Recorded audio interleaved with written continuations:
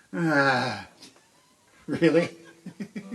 Thank you so much. Oh, thanks. I'm supposed to disappear from stage and come back from my encore, but I'm actually hemmed into this corner. I can't leave. Okay, thank you. Encore. Oh, great. Oh. Right. What is left in the chamber? What is left in the chamber?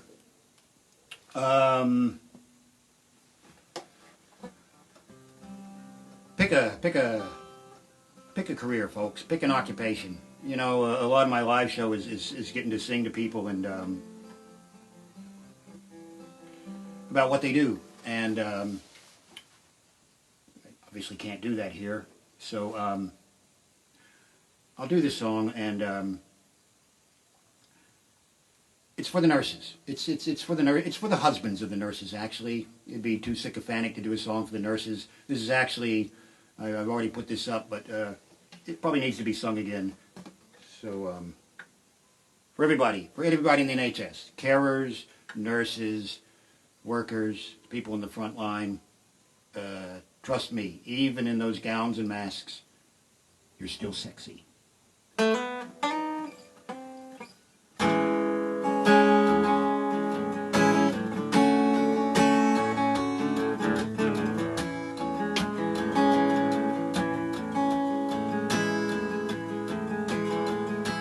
You get one chance in life to make a woman your wife.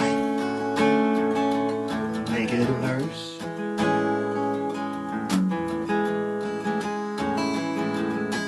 You get one chance as a human to make sweet love to a woman. Make it a nurse.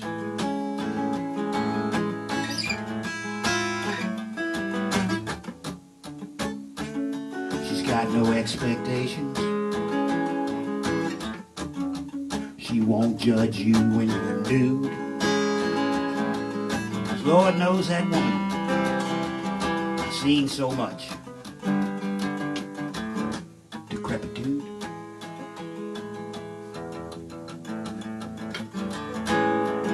Let's be honest, you're no Adonis. That's okay.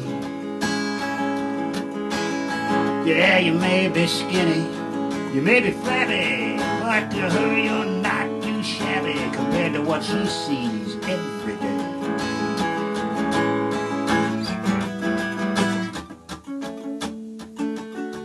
She's a nurse. She's a giver. She's a sharer. She has seen some genitalia that was probably around in the era.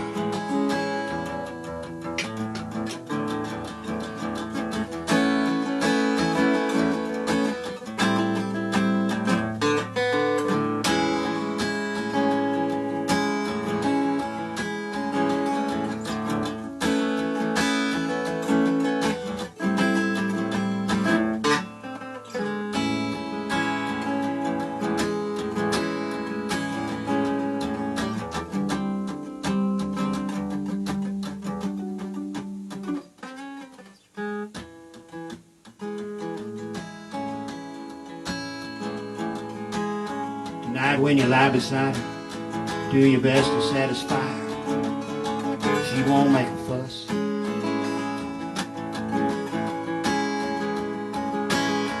You're the fella that you chose, oh deep down inside she knows you're just another bag of blood and pus.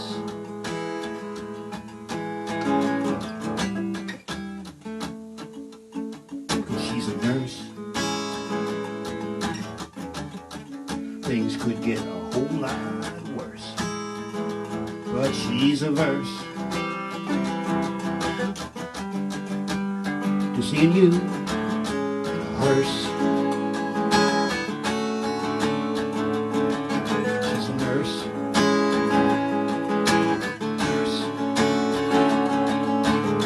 She's got the ointment, she's got the balm. She's seen more trauma than Vietnam. Despite all the chaos, she stays calm. She's much nicer than your mom. She's bringing you blankets, keeping you warm. steady in the eye of the storm. Respect her. Please don't infect her. She's a nurse. She's a nurse.